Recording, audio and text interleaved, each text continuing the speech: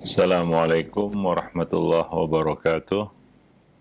Alhamdulillah, nahmaduhu wa nasta'inuhu wa nastaghfiruh wa na'udzu billah min sururi anfusina wa sayyiati a'malina may yahdihillah fala mudhillalah wa may yudlil fala hadiyalah.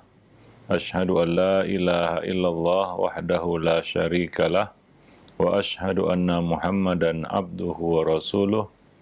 Ya ayyuhalladzina amanu ittaqullaha haqqa tuqatih wa la tamutunna illa wa antum muslimun. Amma ba'du. Fa inna ahsanal kalami kalamullah wa khairal hadi hadi Rasulillah sallallahu alaihi wasallam wa syarrul umur muhdatsatuha wa kullu muhdatsatin bid'ah wa kullu bid'atin dhalalah wa kullu dhalalatin finnar. Ma'asyiral muslimin rahimani wa rahimakumullah, para pemerhati roja, semoga Allah Subhanahu wa taala merahmati kita semua. Alhamdulillah, pada kesempatan siang ini kita dapat bertemu kembali masih bersama buku Talbis Iblis tulisan Ibnul Jauzi. Kita masih di dalam bab yaitu Talbis Iblis, perangkap iblis terhadap kaum sufi ya di dalam beberapa aspek agama. Sebelumnya kita sudah jelaskan bagaimana sikap para ulama salaf terhadap penyimpangan-penyimpangan yang terjadi pada seseorang, ya, walaupun kondisi orang itu terlihat baik, namun ketika orang-orang yang terlihat baik ini ya menunjukkan pemikiran yang sebenarnya, apa yang menjadi keyakinan mereka, maka para ulama salaf tersebut tidak segan-segan mengeluarkan pernyataan tahdzir, peringatan agar mewaspadai orang-orang seperti itu, ya.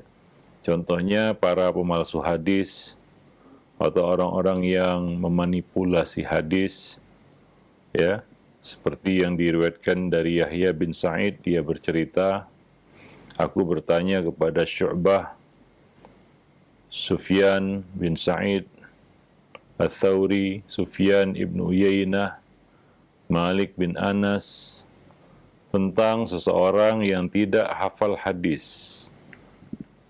Maksudnya tidak mengerti tentang hadis, atau diduga kuat melakukan manipulasi atau pemalsuan hadis.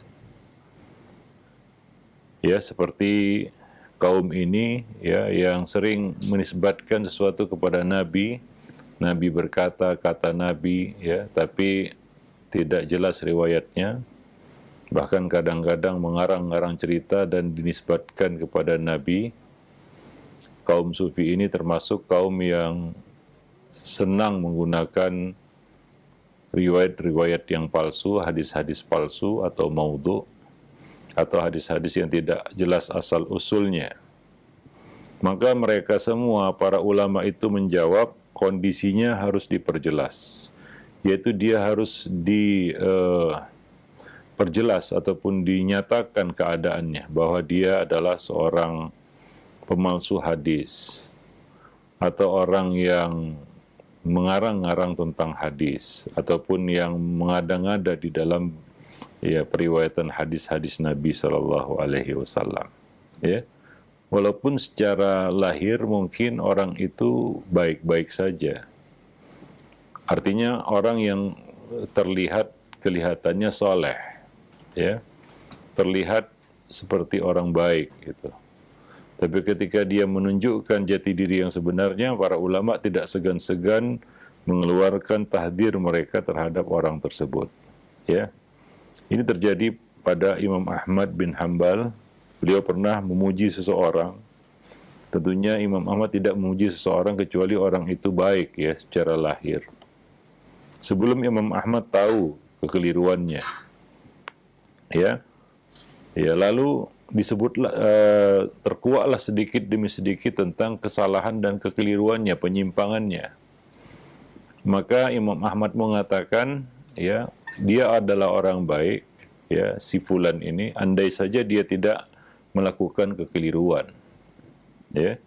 Nah, Imam Ahmad juga pernah berkomentar tentang Sari As-Saqati.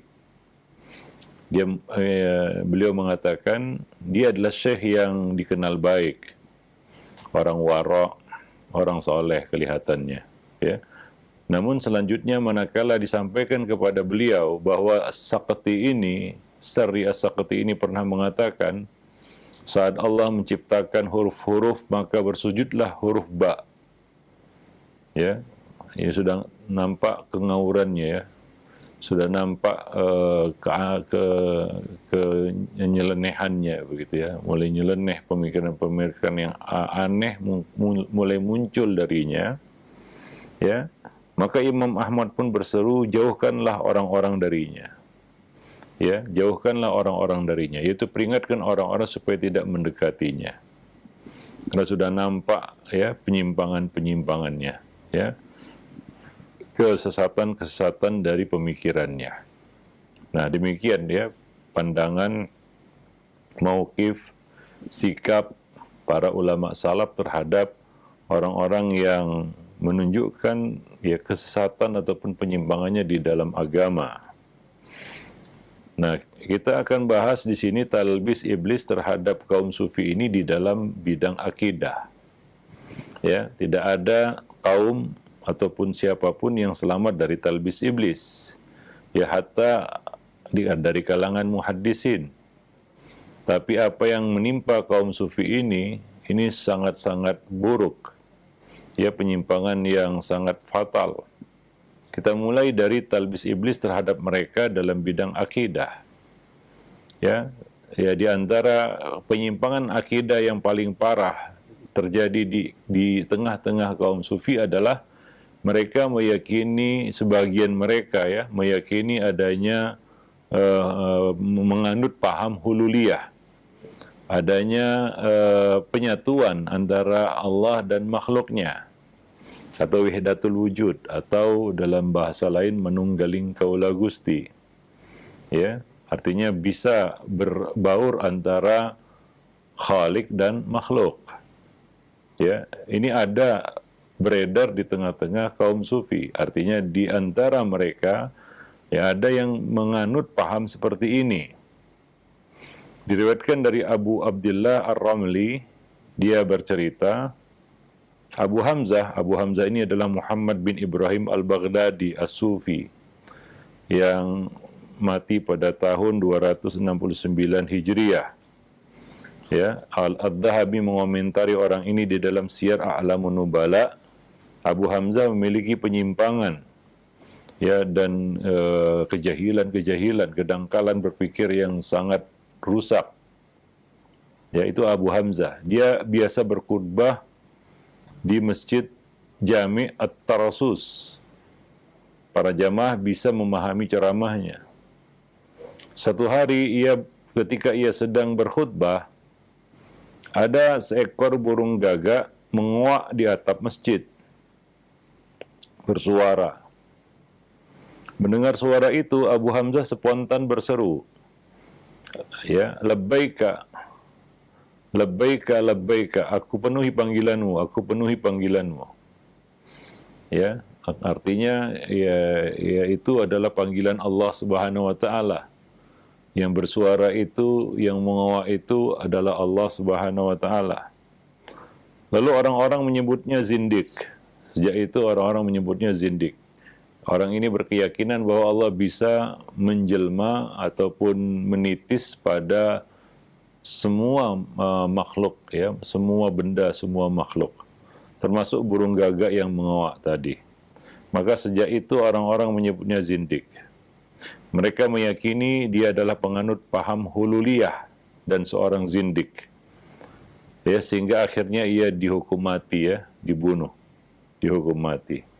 Lalu kuda miliknya dijual di depan masjid, ya, di depan Masjid Jami' dengan seruan penghinaan, ya, dituliskan di situ, inilah kuda orang zindik. Nah, itu nasib Abu Hamzah Muhammad bin Ibrahim Al-Baghdadi As-Sufi. Ya, jadi di antara mereka ada yang dijerumuskan oleh iblis sampai kepada keyakinan-keyakinan yang mungkin ya umat terdahulu saja tidak meyakini keyakinan seperti ini. Ya, mereka meyakini Allah menitis, tapi tidak kepada semua makhluk, kepada makhluk-makhluk tertentu yang mereka pandang suci, terhormat, kan begitu. Tapi ini tidak. Ya, kepada semua benda, semua makhluk, sampai burung gagak yang mengoak di atap masjid pun dianggap Allah. Nah, demikian. Karena Allah menyatu dengan makhluknya. Ya, Abu Bakar Al-Farghani ya meriwayatkan bahwa ia berkata, Abu Hamzah ini yang kita ceritakan tadi, ya, Muhammad bin Ibrahim Al-Baghdadi ini, setiap kali mendengar sesuatu, selalu saja dia spontan berkata, aku penuhi panggilanmu, aku penuhi panggilanmu. Maka dari itu orang-orang pun menyebutnya sebagai penganut keyakinan hululiyah, yaitu wahdatul wujud. Ya, nah jadi ini salah satu talbis iblis terhadap kaum sufi ini, ya, menyeret mereka kepada kesesatan dalam bidang akidah yang sangat buruk dan parah. Ya, nah demikian. Ya, As-Sarraj menuturkan, aku menerima berita ya bahwa para penganut paham haluliyah ini mengatakan Allah Al-Haq dan Allah memilih materi-materi yang dia tempati ya sesuai dengan makna ketuhanannya, dan dia sudah hilangkan unsur-unsur kemanusiaan dari dirinya. Jadi Allah bisa menyatu dengan apapun, makhluk apapun, wujud apapun. Ya, ini pemahaman ataupun apa yang mereka yakini. Ya, maka dahulu penganut paham hululiyah ini banyak yang dihukum mati karena dianggap kafir. Ya, dianggap kufur, keluar dari Islam. Ya. Nah, di antara mereka ada yang mengatakan Allah Al-Haq menitis pada materi-materi yang dipandang indah di alam semesta ini. Maka yang indah-indah itu adalah wujud dari Allah Subhanahu wa taala. Bahwa itulah Allah yang menjelma menjadi wujud-wujud yang indah di alam semesta. Nah, itu pemahaman kaum haluliyah ini ya.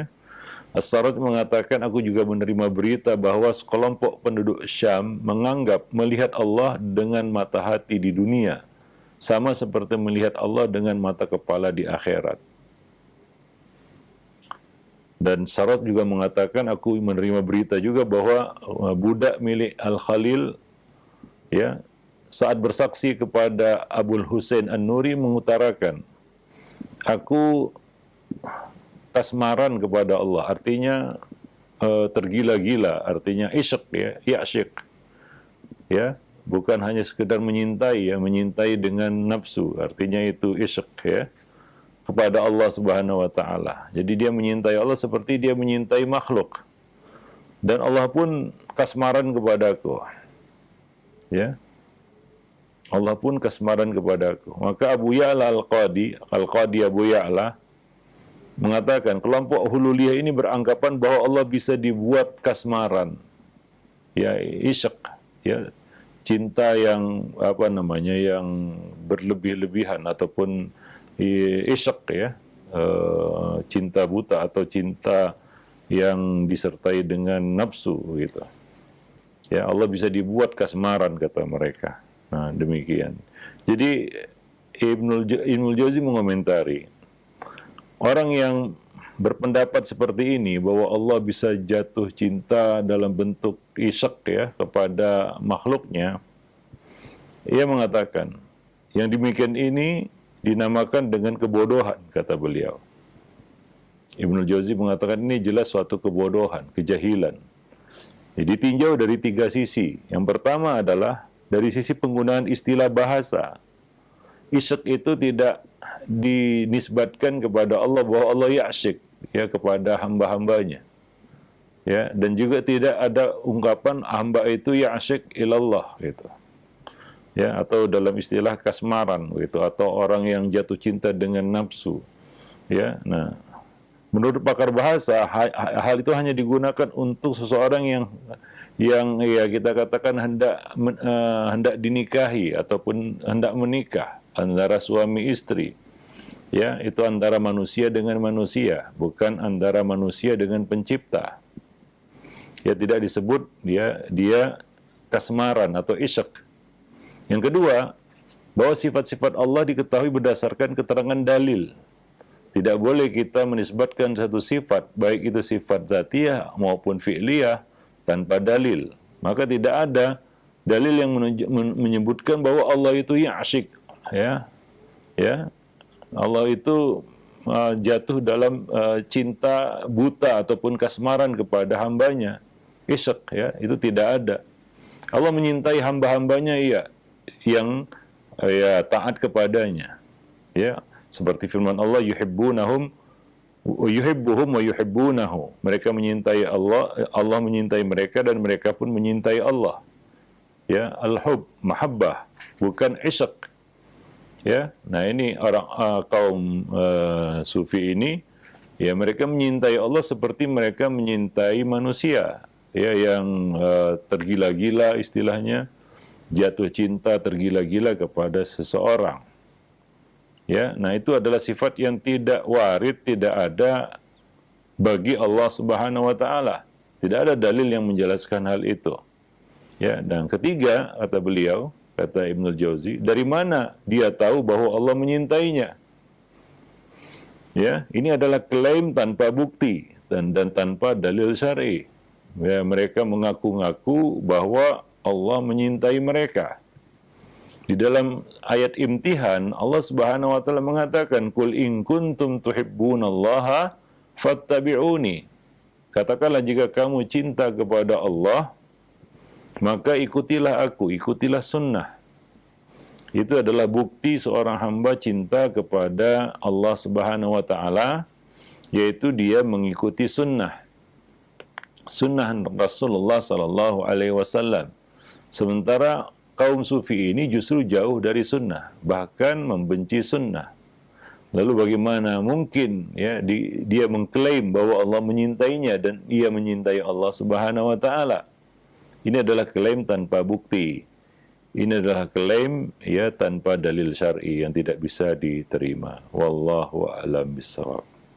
Diriwayatkan dari Abu Abdurrahman As-Sulami, dia mengisahkan, diceritakan dari Amr Al-Makki bahwa ia bercerita bahwa pada suatu ketika aku berjalan bersama Al-Husain bin Mansur.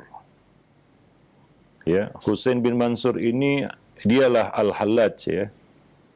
Dialah Al-Hallaj yang dihukum mati karena kezindikan yang dianutnya, karena paham yang dianutnya ini. Ya, berjalan bersama Al-Husain bin Mansur ini di satu jalan kecil di kota Mekah. Sambil berjalan aku membaca Al-Quran. Ya. Nah, dan Husain mendengarkan, Al-Hallaj ini mendengarkan bacaanku. Husain bin Mansur alias Al-Hallaj. Kemudian dia berkomentar, aku bisa saja melafalkan ataupun menciptakan lafal-lafal seperti itu. Yaitu, dia bisa juga membuat Al-Quran seperti yang dibacakan itu. Ya, dia bisa membuat Al-Quran seperti yang dibaca, yang didengarnya itu, yang dibaca oleh Amr Al-Makki. Maka alhasil aku pun segera meninggalkannya. Aku pun menjauhinya setelah itu. Ya, setelah mengetahui penyimpangan pemikirannya itu. Ya, nah, dan dinukil juga melalui sanad yang bersumber dari Abul Qasim Ar-Razi, dia mengatakan Abu Bakar bin Mamsyad bercerita, seseorang mendatangi tempat kami di Dainur dengan membawa sebuah keranjang, dan dia tidak pernah meninggalkan keranjang itu, baik waktu malam maupun siang hari. Orang-orang penasaran, ya. Lalu mereka memeriksa keranjang tersebut. Ternyata di dalamnya didapati sebuah buku tulisan Al-Hallaj. Judul buku itu adalah Minar Rahmanir Rahim ila Fulan bin Fulan. Lalu buku itu dibawa ke Baghdad dan ditunjukkan kepada Al-Hallaj. Setelah dia periksa, dia berkata, Hallaj ini berkata, ya, ini memang tulisan tanganku. Aku sendiri yang menulis teksnya. Maka orang-orang pun mengatakan, ya, sebelumnya kamu mengaku sebagai nabi. Ya, dia sebelumnya mutanabbi, yaitu orang yang mengaku nabi. Dan sekarang kamu mengaku sebagai Tuhan. Ya. Begitulah kesesatan, ya. Dia tidak berhenti, tidak bertambah kita katakan kecil, tidak bertambah reda, ya, tidak berkurang, tapi terus bertambah. Karena setan ataupun iblis yang menggiring ya orang yang sesat ini kepada kesesatan-kesesatan yang lebih buruk lagi. Ya. Ya, sekali jatuh dalam bid'ah, maka orang itu akan jatuh dalam bid'ah yang lebih buruk lagi dan lebih buruk lagi kalau dia tidak segera bertaubat. Demikianlah kita katakan sya'nud dzunub wal itsm, ya. Begitulah kondisi dosa dan maksiat. Sekali kita buat maksiat, maka kalau tidak bertaubat, maka maksiat itu, dosa itu akan bertambah besar dan besar. Ya, dari dosa kecil mungkin akan menuju dosa besar. Dari dosa besar menuju dosa besar yang paling besar, sehingga akhirnya dia jatuh dalam kekufuran. Ya, iblis tidak akan berhenti. Ya, menyeret seorang anak Adam kepada kesesatan yang lebih buruk dan lebih buruk lagi. Ya, seperti yang terjadi pada Hallaj ini. Dulu dia sekedar mutanabbi, mengaku nabi, itu saja sudah sesat, ya, mengaku nabi, karena tidak ada nabi setelah Nabi Muhammad SAW. Ternyata kesesatannya tidak sampai di situ. Terus berkembang dan berkembang hingga akhirnya dia mengaku sebagai Tuhan.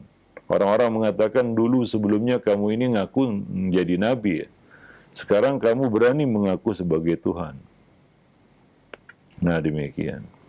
Kemudian ya si Hallaj ini menjawab, ya, aku tidak mengaku-ngaku Tuhan, tapi inilah inti penyatuan dalam pandangan kami, dalam paham kami. Ya, penulis yang sebenarnya adalah Allah, sedangkan tangan ini sebatas alat. Ya, dia mengaku ya Allah menitis pada dirinya dan menyatu dengan Allah Subhanahu wa taala. Ini pemahaman hululiyah yang dianut oleh Al-Hallaj. Ya, Al-Hallaj kemudian ditanya, adakah orang lain yang sepaham denganmu? Ya, dia diinterogasi ini, dan pada akhirnya dia dihukum mati, ya. Dia menjawab, ada, yaitu Ibnu Atha, Abu Muhammad Al-Jurairi, dan Abu Bakar Asy-Syibli. Ya, namun Abu Muhammad menyembunyikan identitasnya, Al-Jurairi.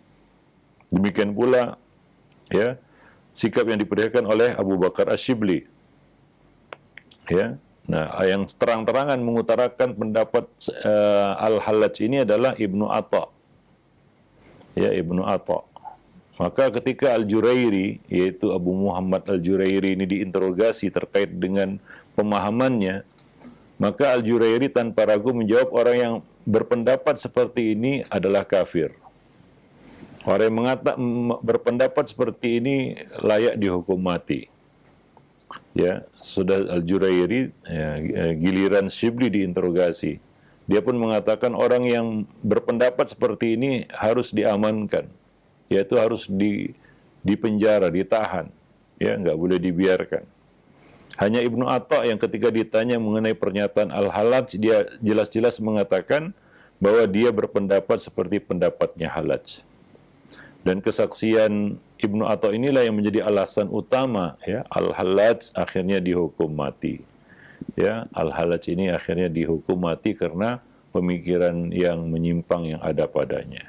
Ya, wallahu a'lam bishawab. Ya, maka ya, Ibnul Jauzi mengatakan, ya, bahwa para ulama saat itu telah sepakat terkait ya hukuman mati terhadap Hallaj, bahwa dia adalah orang yang halal darahnya karena dia telah keluar dari Islam, ya, murtad, ya, dengan pemikirannya itu. Orang pertama yang menyatakan halalnya darah Al-Hallaj yaitu Abu Amr Al-Qadi. Ya, lalu para ulama menyetujui, ya, pendapatnya itu atau pernyataannya itu. Ya, ada, ya, yang juga tidak memberikan komentar tentang Al-Hallaj ini, di antaranya Abul Abbas Ibn Suraj. Dia tidak memberikan komentar apapun terkait pribadi Al-Hallaj. Ya, dia mengatakan, aku tidak tahu apa yang dikatakan orang ini. Ya, namun ya para ulama sepakat ya bahwa Hallaj ini adalah orang yang murtad, keluar dari Islam dengan pemahamannya, dan dia dihukum mati karena pemahamannya itu. Dan ijma umat Muhammad ya itu dijaga dari kesesatan. La tajtami'u ummati ala dolalatin abada.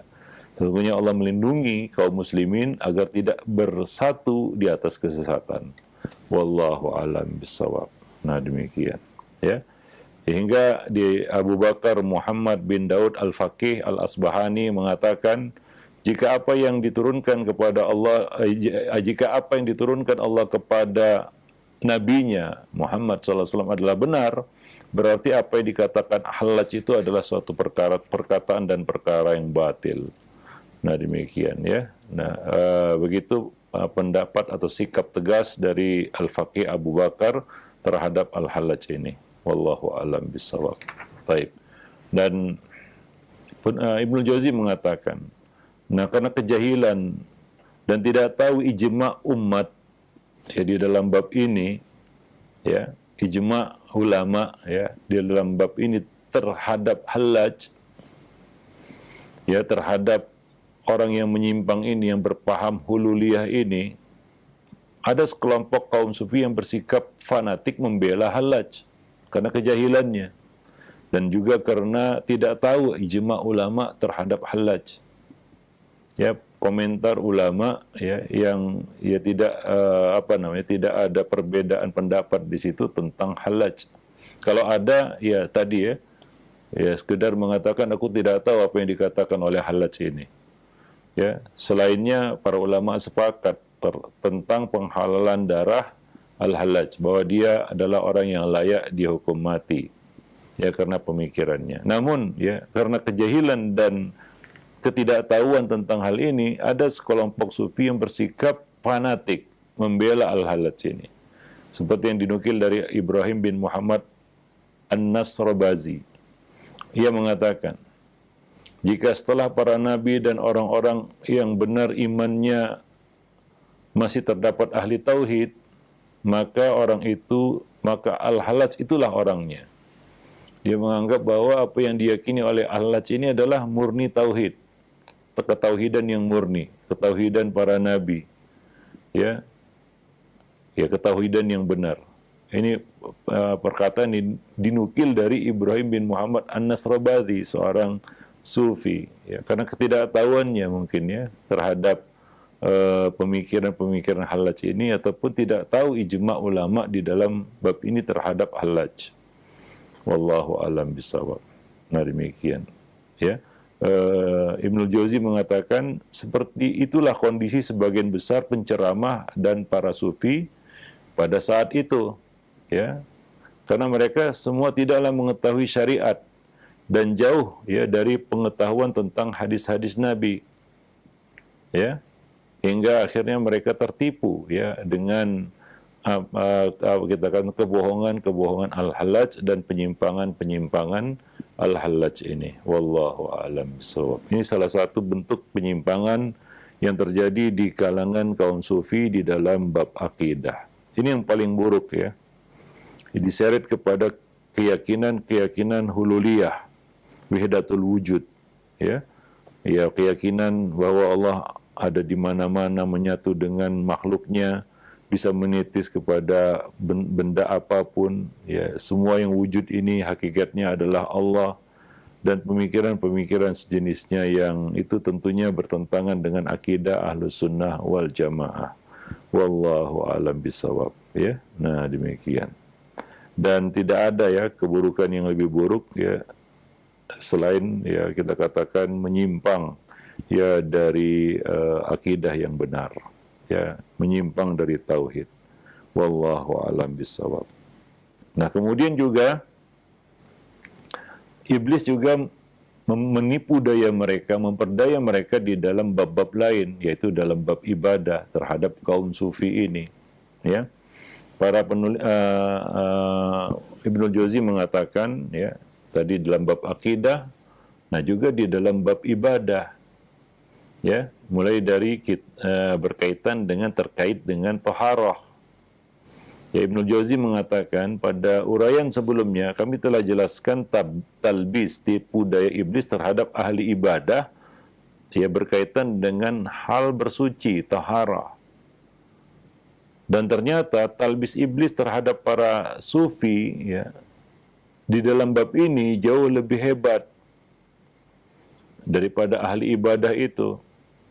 Ya, iblis pun semakin meningkatkan was-wasnya terhadap mereka terkait penggunaan air dalam jumlah banyak. Ya, yaitu berlebih-lebihan di dalam menggunakan air.